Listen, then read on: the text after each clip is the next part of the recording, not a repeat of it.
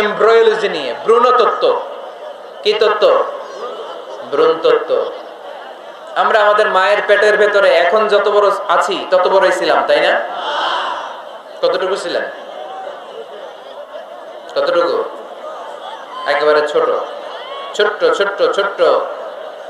বাবার শুক্রাণু, মায়ের ডিম্বাণু, দুইটা মিলিয়ে মায়ের পেটের ভেতরে আমার অস্তিত্ব দান করলেন কে?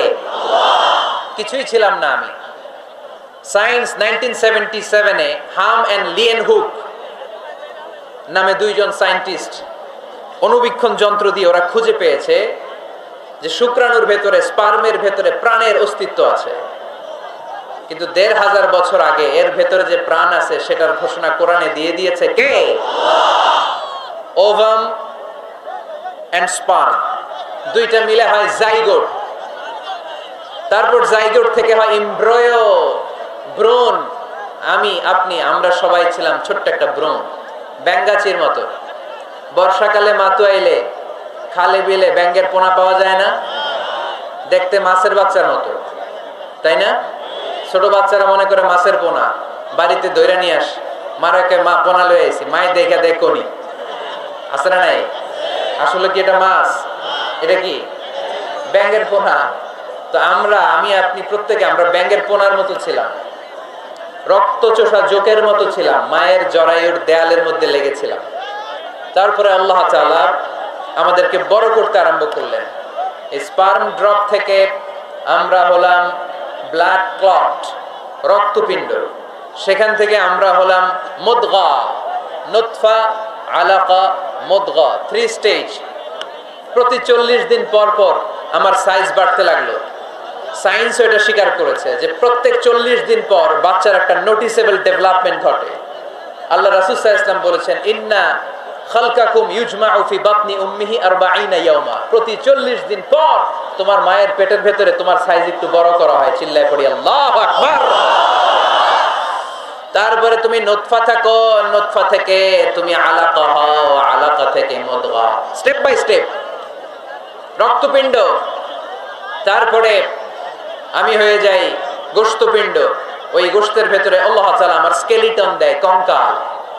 তারপরে কঙ্কালের চারদিক দিয়ে গোশত দিয়ে আমাকে আল্লাহ প্রস্তুত করে। সর্বশেষ এই চামড়ার লেভেল দিয়ে মায়ের পেটে আমাকে ডেকোরেটিং করে কে? আল্লাহ। ওয়ালাকাদ খালাকনাল ইনসানা মিন সুলালাতিন মিন তিন সুম্মা জাআলনাহু নুতফাতান ফি ক্বারারিন মাকিন ثم خلقنا النطفة علقة فخلقنا العلقة مضغة فخلقنا المضغة عظاما فكسونا العظام لحما ثم أنشأناه خلقا آخر فتبارك الله أحسن الخالقين. পড়েন আল্লাহু আকবার। আল্লাহ বলেন, ছোট্ট নাপাক বীর্য থেকে তোমারে তৈরি করলাম, তুমি ছিলা পানির ফোঁটা, সেখান থেকে বাড়ালাম জমাটবদ্ধ রক্তপিণ্ড, সেখান থেকে গোশতপিণ্ড, ওই গোশতের ভেতরে তোমার কঙ্কাল আমি জুড়ে দিলাম, কঙ্কালের উপরে গোশত দিয়ে প্যাকেট পড়ালাম, সর্বশেষে চামড়া দিয়ে ডেকোরেশন করে দিলাম। ছোট্ট ছিলাম আমরা, একেবারে ছোট্ট, অনেক ছোট্ট।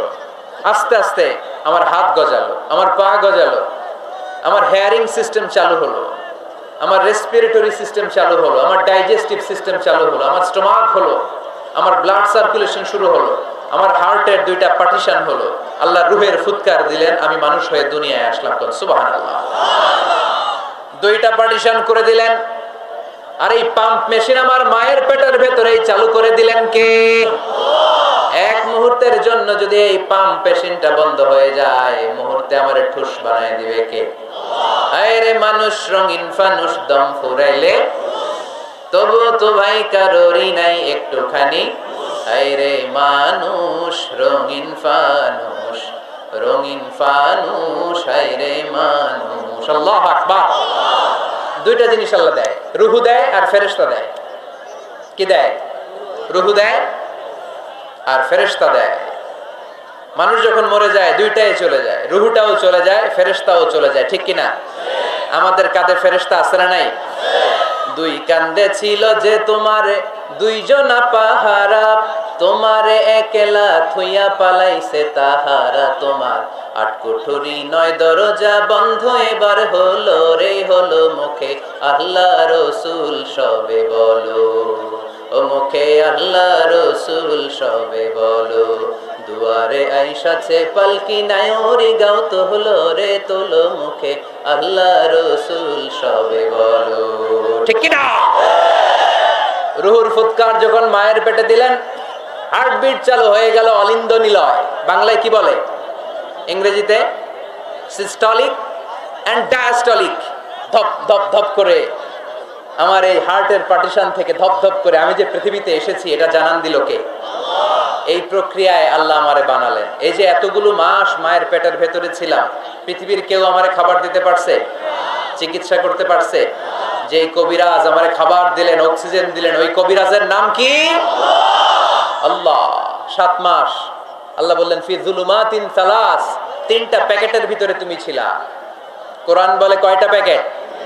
জোরে বলেন, সবাই বলেন কয়টা? কোরআনের ভাষ্য মতে 3টা প্যাকেট। মডার্ন সায়েন্সও তাই বলেছে, 3টা প্যাকেট। প্রথম প্যাকেটের নাম প্লাসেন্টা, ইংরেজিতে বলে প্লাসেন্টা। এটা হচ্ছে ফুল। বাচ্চা বের হওয়ার কিছুক্ষণ পরে মায়ের জরায়ের ওখান থেকে একটা ফুল বেরিয়ে আসে, এইটার প্যাকেটে ছিলাম। প্যাকেট বানাইছিল কে?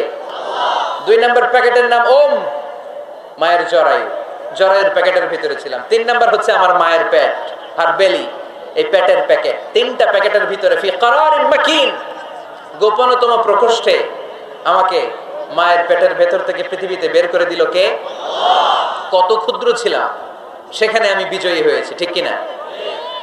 এই যে লাম, তারা প্রমাণ করেছে যে অণুবীক্ষণ যন্ত্র দিয়ে তারা দেখেছে 1 ফোঁটা বীর্যের ভেতরে 20 কোটি শুক্রাণু যদি না থাকে, তাহলে ওই ফোঁটা শুক্রাণু থেকে মায়ের গর্ভে কোনো সন্তান জন্ম লাভ করে না। কয় কোটি? আমি ওই 20 কোটি শুক্রাণুর একটা, আপনি ওই 20 কোটি শুক্রাণুর একটা। ঠিক কিনা? তার মানে মহা একটা যুদ্ধ হয়েছিল তখন ডিম্বাণুর ভেতরে আঘাত করার জন্য।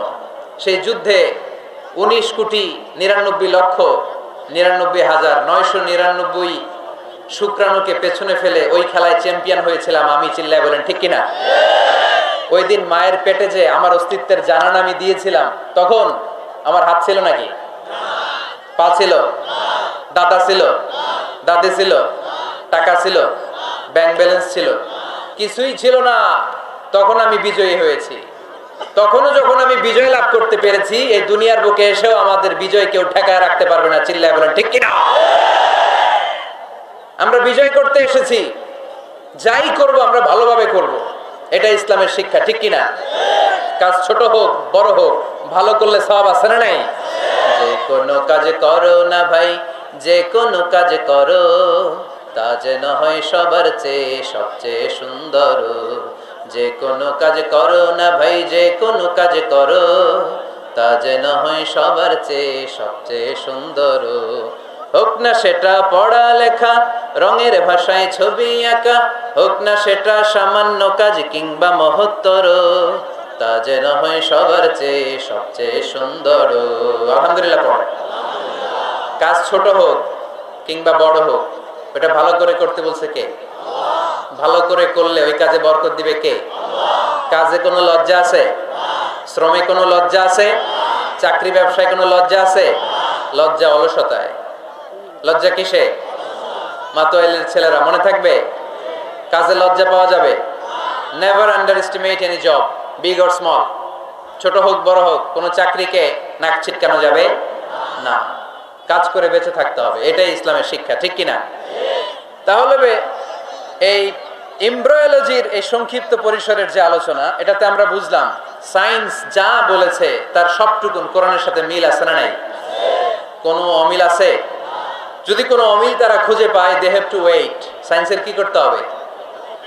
অপেক্ষা করতে হবে। কারণ শুরুতে যা বলেছে এটা মনে রাখতে হবে কিন্তু, কারণ সায়েন্সের মূল থিওরি, সায়েন্সের কোনো থিওরি ফাইনাল না। আর কোরআনের মূল থিওরি, কোরআন যাই বলেছে তার সবটাই ফাইনাল। চিল্লায় বলো ঠিক কিনা?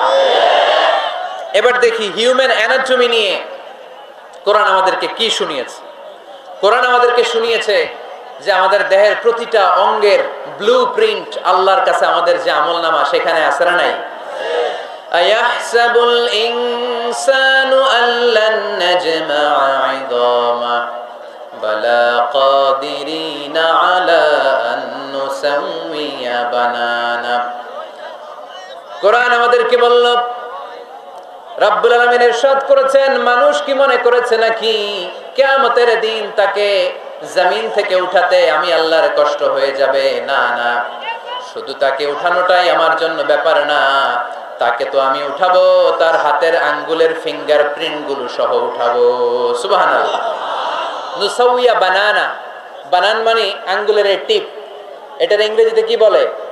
টিপ বা প্রিন্ট, ফিঙ্গার টিপ বা ফিঙ্গারপ্রিন্ট। যারা সিগনেচার করতে জানে না তারা কি দেয়? টিপ সই দেয় কি দেয় না? 1880 সালের আগে মানুষ জানতোই না এখানে যে টিপ আছে একটা, আমার এই আঙ্গুলের ফিঙ্গারপ্রিন্টের সাথে এইটা মিলে না, এটার সাথে এটা মিলে না, এটার সাথে এটা না, এটার সাথে এটা না, এটার সাথে আবার এটা মিলে না, হাতের গুলোর সাথে আবার পায়ের গুলা মিলে না। 1880 সালে ফ্রান্সের একজন সায়েন্টিস্ট নাম ফ্রান্সিস গ্যালটন, উনি আবিষ্কার করেছেন যে মানুষের হাতে রেখা আছে, এটাকে বলে ফিঙ্গারপ্রিন্ট। একটা রেখার সাথে আরেকটা রেখার কোনো মিল নাই। আবার পায়ের যে রেখা, এটাকে আবার ফিঙ্গারপ্রিন্ট বলে না, ওটার বলে ফুটপ্রিন্ট। ওটার কি বলে? শ্রীলঙ্কায় একটা পাহাড় আছে, তো ওরা বলে ওইখানে আদম আলাইহিস সালামের ফুটপ্রিন্ট আছে, পায়ের ছাপ। এটা সত্যি কি মিথ্যা আমরা জানি না, ইতিহাসে পাওয়া যায়। তবে সত্য যে তথ্যটা আমরা জানি, কাবা ঘরের পাশে সাইয়েদনা ইব্রাহিম আলাইহিস সালামের ফুটপ্রিন্ট সংরক্ষণ করে রেখেছেন কে? ওয়াত্তাখিযু মিন মাকামি ইব্রাহিম মুসাল্লা। সাইয়েদনা ইব্রাহিম ওই পাথরের উপর দাঁড়িয়ে কাবা ঘর নির্মাণ করতেন। যতটুকু ওঠা লাগতো এসকালেটরের মতো, লিফটের মতো উপরে উঠে যেত। আবার নিচে নামার দরকার হলে মুহূর্তের মধ্যে এসকালেটরের মতো ওই পাথরটা নিচে নেমে যেত। চিল্লায় পড়ি সুবহানাল্লাহ। আবার প্রাণীদের সংখ্যা শনাক্তকরণের জন্য এই ফুটপ্রিন্ট লাগে। যেমন সুন্দরবনে বা অ্যামাজন জঙ্গলে বাঘ কয়টা আছে গুনতে হবে। বাঘ শুমারি হয়, আমাদের হয় আদমশুমারি। আমাদের কি হয়? আর আমাদের সুন্দরবনে কি হয়? বাঘ শুমারি। তো বাঘ গুনবে কিভাবে? কাছে যে এমনি গুনবে, বাঘ মামা 1, বাঘ মামা 2, বাঘ মামা 3, আর বাঘ আপনারা ছেড়ে দিবে নাকি? এমনি গনে? ওখানে আসলে বাঘ মামার কাছে যাওয়া যায় না, তাহলে খবর আছে। ওখানে বাঘের পায়ের ছাপ দেখে বাঘ শুমারি হয়, কারণ একটা বাঘের পায়ের ছাপের সাথে আরেকটা বাঘের পায়ের ছাপের কোনো মিল না। কারিগরটার নাম কি? ফ্রান্সিস গ্যালটন 1880 সালে আবিষ্কার করলেন যে একটার সাথে আরেকটার মিল নাই। 1880 সালের আগে পৃথিবীর কেউই জানতো না এই জায়গায় এই কারিশমা আছে। কেউ জানতো? কিন্তু 1400 বছর আগে কোরআনের মধ্যে বলে দিয়েছে কে? আয়াহসাবুল ইনসানু আল্লান নাজমা'a 'idama বালা কাদিরিনা আলা আন নুসাউইয়া বানানা। মানুষ কি মনে করেছে নাকি মানুষ মরে যাবে, হাড়গোড় পচে যাবে, তারে আমি উঠাতে পারবো না? আর তোরে তো আমি উঠাবোই, তোর ফিঙ্গারপ্রিন্ট সহকারে উঠাইয়া দেব। এখন সব জায়গায় এটা লাগে। সিম যারা কিনতে যান, সিম গ্রামীণের সিম কিনতে গেলে লাগে না? এটাকে বলে বায়োমেট্রিক অথেন্টিকেশন। সিম কিনতে লাগে, ইমিগ্রেশন পাস করবেন ফিঙ্গারপ্রিন্ট লাগে, এম্বাসিতে লাগে। তাহলে ফিঙ্গারপ্রিন্টের ব্যাপারে সায়েন্স যা বলেছে আর কোরআন যা বলেছে কোনো অমিল আছে? নাই। এরপর আল্লাহ যে উঠাবেন, মিনহা খালাকনাকুম ওয়া ফিহা নুঈদুকুম ওয়া মিনহা নুখরিজুকুম তারাতান উখরা। মাটি থেকে বানালাম, মাটি থেকে তোমাদেরকে তৈরি করলাম, মাটির কবরে তোমাদেরকে শুইয়ে দিলাম, আবার মাটির কবর থেকে হাসরের মাঠে আমাদেরকে তুলে ফেলবেন কে? এখন এই যে মাটির ভেতরে আমরা রইলাম, মাটির ঘরে আমরা থাকলাম, পচে গেলাম, মরে গেলাম, কিভাবে উঠাবে? আল্লাহ রাসূল সাল্লাল্লাহু আলাইহি ওয়াসাল্লাম বললেন কিভাবে তোমাদেরকে উঠাবে শোনো। মজার ঘটনা, খেয়াল করে শুনেন। আল্লাহ রাসূল সাল্লাল্লাহু আলাইহি ওয়াসাল্লাম বললেন, সহিহ মুসলিমের বর্ণনা, ইন্না ফিল জাসাদি আযমান লা তাআকুলুহুল আরদু আবাদান ওয়া মিনহু ইউরাক্কাবুল খালকু কুল্লুহু ইয়াউমাল কিয়ামাহ। আল্লাহ রাসূল বললেন, নিশ্চয়ই প্রত্যেক মানুষের, প্রত্যেক প্রাণীর দেহের মধ্যে একটা ছোট হাড় আছে। কি আছে? হাড় বা হাড্ডি। লা তাআকুলুহুল আরদু আবাদা, মাটি কখনো ওই হাড্ডিটারে খেতে পারে না। অমিনহু ইউরাক্কাবুল খালকু কুল্লুহু ইয়াউমাল কিয়ামা, কিয়ামতের দিন ওই হাড্ডিকে বেসিক ধরে সবগুলো মানুষকে দাঁড় করায় দিবে কে? সাহাবারা জিজ্ঞেস করলেন, আইয়ু আযমিন ইয়া রাসূলুল্লাহ, ও আল্লাহর হাবিব ওই হাড্ডিটার নাম কি? আমাদের জানতে বড় মনে চায়। বিশ্বনবী বললেন, হাড্ডিটার নাম হলো আজবুজ জানাব। আজবুজ জানাব ইংরেজিতে বলে কক্সিক্স। ইংরেজিতে কি বলে? ডাক্তার হওয়া কে কে হাত তোলো। ডাক্তার হতে চাও দেখি কে কে? মাতোয়েলের ছেলেরা। তাহলে ডাক্তার হওয়া কারা কারা দেখি? মাশাআল্লাহ মাশাআল্লাহ, আল্লাহ তোমাদেরকে বড় ডাক্তার হওয়ার তৌফিক দান করুক। হাত নামাও। আজকে বাসায় যে লিখবা কক্সিক্স, এই কক্সিক্স এটাকে আরবিতে বলে সহিহ মুসলিম শরীফের হাদিস আজবুজ জানাব। আমাদের যে শির দ্বারা আছে না নাই, এটারে বলে মেরুদণ্ড, ডাক্তারি ভাষায় স্পাইনাল কর্ড। এই স্পাইনাল কর্ডের একেবারে নিচে ট্রায়াঙ্গেল, ত্রিভুজ আকৃতির 3 কোণার একটা ছোট্ট হাড্ডি আছে। কয় কোণা? 3 কোণা। এটা প্রাণীরও আছে, আমাদেরও আছে। হিন্দুরা যখন শ্মশানে মানুষ পোড়ায়, গোশত, হাড্ডি, রক্ত সব পুড়ে যায়, কিন্তু ওই ট্রায়াঙ্গেল কক্সিক্স পুড়ে না। আমাদেরকে কবরস্থানে যখন শুইয়ে দেয়া হয়, আমাদের হাত পা মাটিতে খেয়ে ফেলে, সব জীর্ণ শীর্ণ হয়ে যায়, পচে যায়, গলে যায়, কিন্তু শিরদাঁড়ার নিচে ট্রায়াঙ্গেল, ত্রিভুজ আকৃতির যে হাড্ডির কণা, যেটার নাম কক্সিক্স, ওইটা কখনো পচে। কিয়ামতের দিন ওই কক্সিক্স থেকে, ওইটাকে বেসিক অফ দ্য বেসিক্স ধরে আমাদেরকে উঠায় দিবে কে? এজন্য আল্লাহ বললেন, মিনহা খালাকনাকুম ওয়া ফিহা নুঈদুকুম ওয়া মিনহা নুখরিজুকুম তারাতান উখরা। মাটি থেকে বানালাম, মাটির কবরে শুইয়ে দিলাম, আবার মাটির কবর থেকে তোমাদেরকে দাঁড় করাবে কে? তাহলে আজবুজ জানাব কোরআনের ভাষা, হাদিসের ভাষা, বিজ্ঞানের ভাষা হচ্ছে কক্সিক্স। মিল আছে না নাই? চিল্লায় বলতে হবে, মিল আছে না নাই? তাহলে হিউম্যান অ্যানাটমি নিয়ে আমরা সায়েন্সের ভাষ্য আর কোরআনের ভাষ্য যা শুনেছি, মিল আছে না নাই? এবার আমরা ফিজিক্স নিয়ে শুনবো। ফিজিক্স মানে কি? পদার্থবিদ্যা। পদার্থের অনেক গুরুত্বপূর্ণ একটা এলিমেন্ট হচ্ছে লোহা। লোহা চিনি আমরা। এই মাইকে লোহা আছে না নাই? লোহা ছাড়া মাইক বানানো যায়, বাড়ি বানানো যায়, গাড়ি বানানো যায়, ক্যামেরা বানানো যায়, মোবাইল বানানো যায়, প্লেন বানানো যায়, কম্পিউটার বানানো যায়। লোহা ছাড়া কিছুই হয় না, ঠিক কিনা? যেহেতু লোহা ছাড়া কিছুই হয় না, এই জন্য লোহার নামে আল্লাহ কোরআনে একটা সূরাই দিয়ে দিলেন। সুবহানাল্লাহ বাড়িতে গিয়ে বলেন। ওই সূরাটার নাম আরো জোরে, মাশাআল্লাহ, আল হাদিদ। আল্লাহ বললেন, ওয়া আলান্না লাহুল হাদিদ, ও দাউদ তোমার জন্য লোহারে আমি নরম বানিয়ে দিলাম। ফিহি বাসুন শাদীদ ওয়া মানাফিউ লিন-নাস ওয়া আনজালনাল হাদিদা ফিহি বাসুন শাদীদ ওয়া মানাফিউ লিন-নাস। আমি লোহাকে আকাশ থেকে নাজিল করলাম, লোহার ভেতরে রয়েছে অনেক শক্তি। মানাফিউ লিন-নাস, মানুষের জন্য উপকার। এই লোহা দিয়ে নানান ধরনের জিনিস বানানোর কৌশল আমাদেরকে শিখালো কে? লোহা। সূরার নাম হাদিদ, লোহা। ওয়া আনজালনাল হাদিদ, লোহাকে আমি নাজিল করেছি। এই আয়াত থেকে বোঝা গেল লোহা পৃথিবীর উপাদান না। চাচা, ওয়া আনজালনাল হাদিদ, লোহাকে আমি নাজিল করেছি। আকাশ থেকে বৃষ্টি নাজিল করে কে? এই কোরআনকে নাজিল করছে কে? নাজিল কি উপরের থেকে হয় না নিচ থেকে? তার মানে ওয়া আনজালনাল হাদিদ, লোহাকেও আল্লাহ এইভাবে নাজিল করছে। কোরআন যেমনি উপর থেকে নিচে, ফ্রম আপ টু ডাউন, বৃষ্টি যেমনি উপর থেকে নিচে, তেমনি লোহাকেও উপর থেকে নিচে নাজিল করেছে কে? কোরআনের এই আয়াত থেকে বোঝা যায় লোহা পৃথিবীর উপাদান নয়, লোহা নিশ্চয়ই বাইরে থেকে এসেছে। সায়েন্স বর্তমান সময়ে এটাই বলছে, চিল্লায় কোন সুবহানাল্লাহ। সায়েন্স বলছে লোহার একটা মলিকিউল তৈরি করতে যে টেম্পারেচার বা তাপ লাগে, এটা পৃথিবীতে দূরের কথা, সূর্যের ভেতরেও নাই। 1 কোটি ডিগ্রি সেলসিয়াসের তাপমাত্রা ছাড়া লোহার কোন অণু পৃথিবীতে তৈরি হওয়া সম্ভব না। চিল্লায় বলো ঠিক কিনা? এত বেশি তাপমাত্রা সৌরজগতের সব গ্রহ নক্ষত্রের তাপমাত্রা একসাথে মিলালেও চলবে না। তার মানে কোরআন যা বলেছে আর সায়েন্স যা বলেছে মিল আছে না নাই? এরপরে কোরআন পাহাড়ের ব্যাপারে বলেছে, ওয়াজআলনাল জিবালা আওতাদা, আমি পাহাড়গুলোরে পেরেকের মতো জমিনে ঢুকিয়ে দিয়েছি। সুবহানাল্লাহ। তাহলে পাহাড়কে আল্লাহ তাআলা পেরেকের সাথে তুলনা করলেন। কিসের সাথে? পেরেক চিনেন? সবাই চিনেন? মাতোয়াইলে আছে পেরেক? কি করে পেরেক দিয়ে? কাঠের ভিতরে ঠুকে না, দেয়ালে ঠুকে। তাহলে আল্লাহ পাহাড়গুলোরে বললেন পেরেক।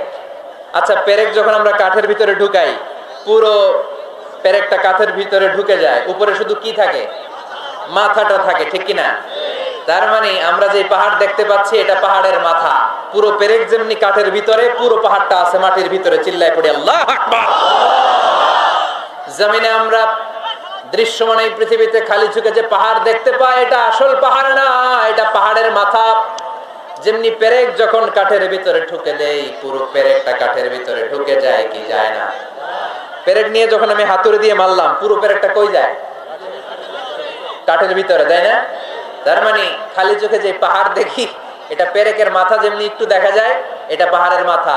আসল পাহাড় মাটির ভেতরে, উপরে যদ্দূর দেখা যায় তার কমসে কম 10 গুণ পাহাড় মাটির ভিতরে রেখে দিয়েছে কে? এজন্য আল্লাহ উপমাটা, মেটাফরিকটা এইভাবে দিলেন, ওয়াজআলনাল জিবালা আওতাদা।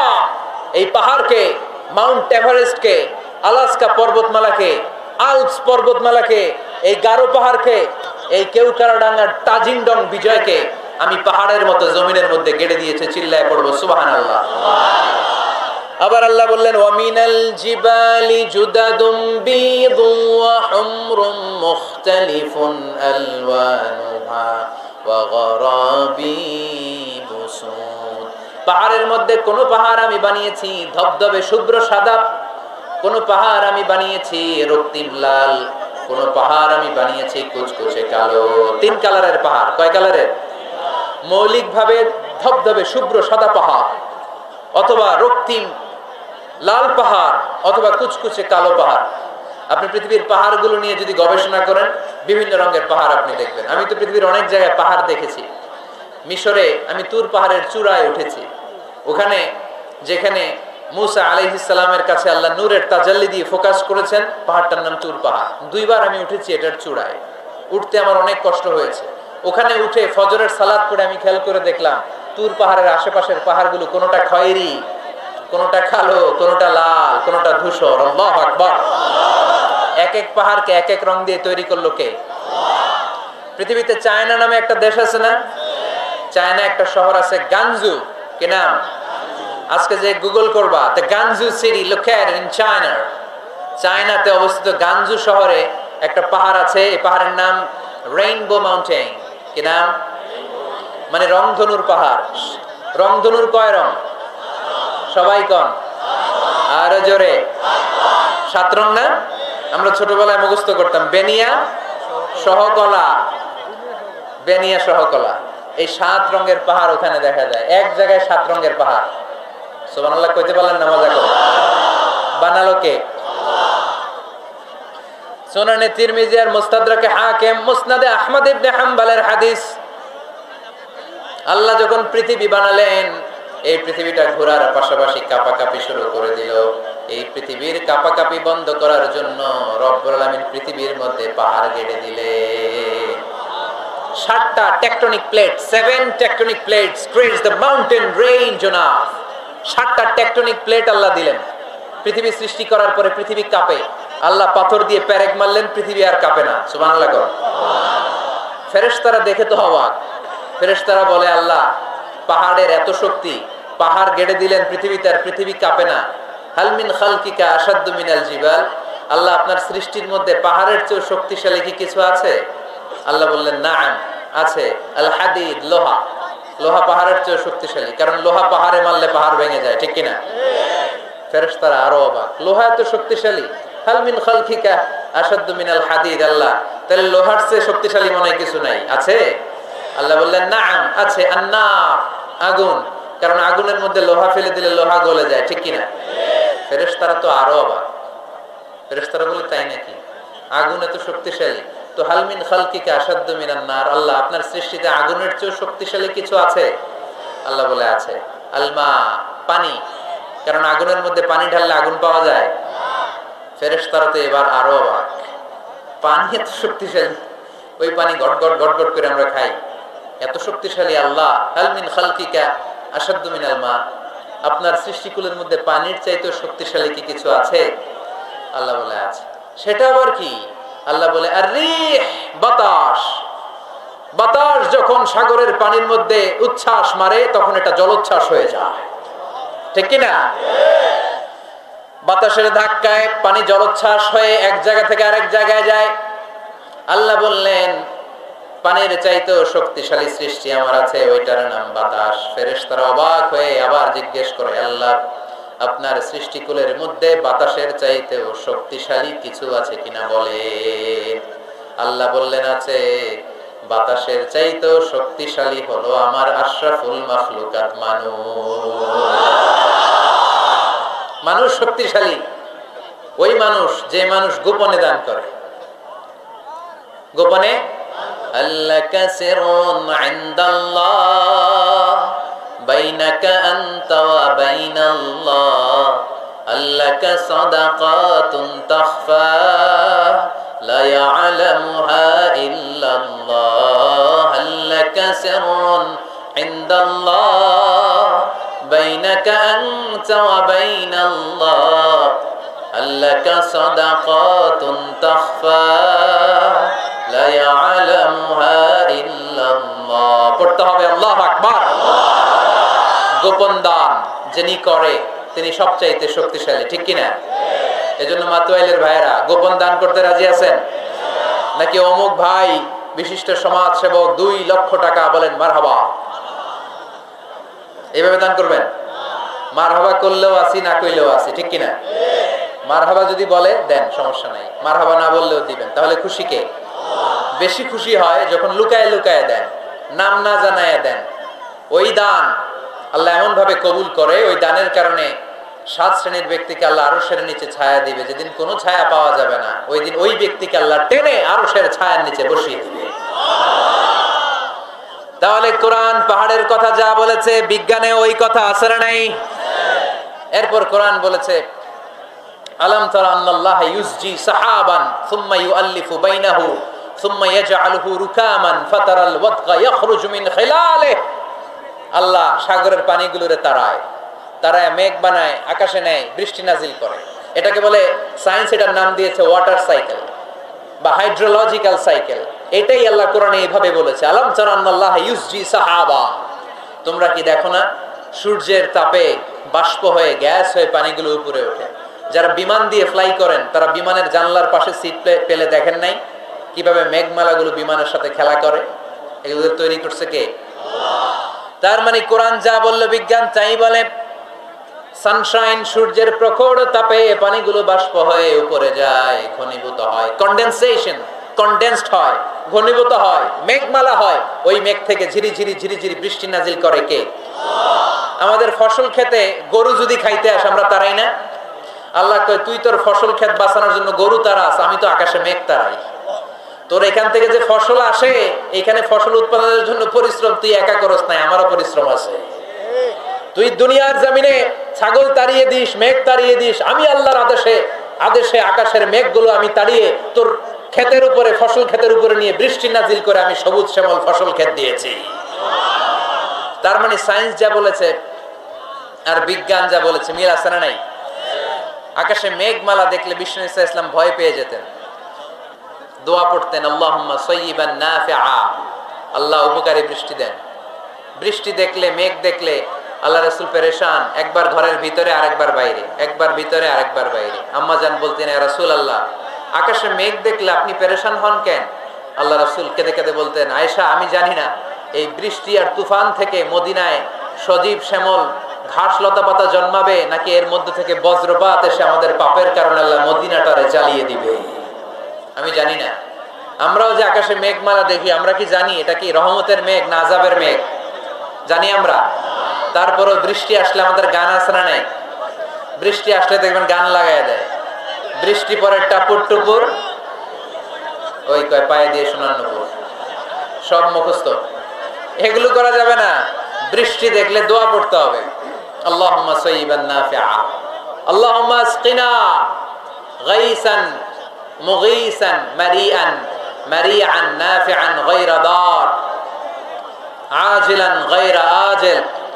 আল্লাহ এই মেঘমালা থেকে এমন বৃষ্টি দাও যে বৃষ্টি আমাদের জন্য কল্যাণকর, যে বৃষ্টিতে ঘাস লতা পাতা জন্মায়, যে বৃষ্টিতে আমাদের গবাদি পশুর জন্য রিজিক থাকে।